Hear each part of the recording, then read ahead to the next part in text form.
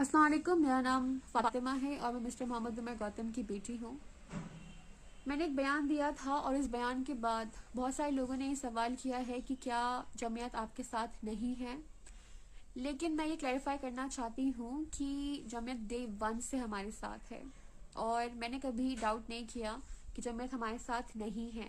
लेकिन जब मेरा भाई अरेस्ट हुआ था उसके बाद सिचुएशन बहुत चैलेंजिंग हो गई थी और हम लोग डिस्टर्ब हो गए थे। उसके बाद लगा कि कोई भी हमारे साथ नहीं है, क्योंकि जो भी हमारे साथ हो रहा था वो बहुत चैलेंजिंग था।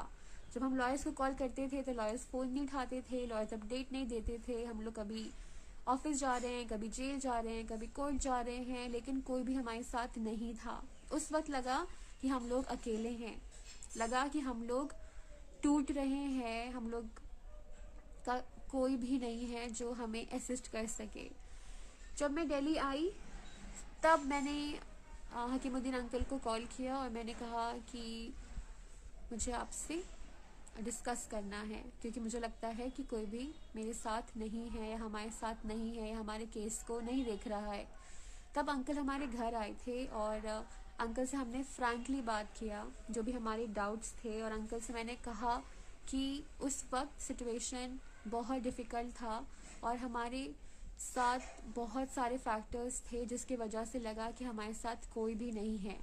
अंकल ने कहा कि जमीयत हमारे साथ है 24/7 और मिसकम्युनिकेशन की वजह से डाउट्स क्रिएट हो गए थे, क्योंकि मेरी कभी बात नहीं हुई थी हकीमुद्दीन अंकल से, क्योंकि मेरा भाई हकीमुद्दीन अंकल के टच में था और डिस्कशन और डिसीजंस अब्दुल्ला ही डिस्कस करता था हकीमुद्दीन अंकल से और जो दूसरे लोग हैं जमीयत में उनसे। तो मेरा उतनी कम्युनिकेशन नहीं थी, तो मिसअंडरस्टैंडिंग या मिसकम्युनिकेशन की वजह से मुझे कुछ बातों के बारे में पता भी नहीं था जो मुझे बाद में पता चली। जैसे अंकल इलाहाबाद भी गए थे, लखनऊ भी गए थे, वडोदरा भी गए थे और रिसेंटली इलाहाबाद हाई कोर्ट में अंकल ने एंटी कन्वर्जन लॉ के अगेंस्ट पिटिशन भी सबमिट किया है।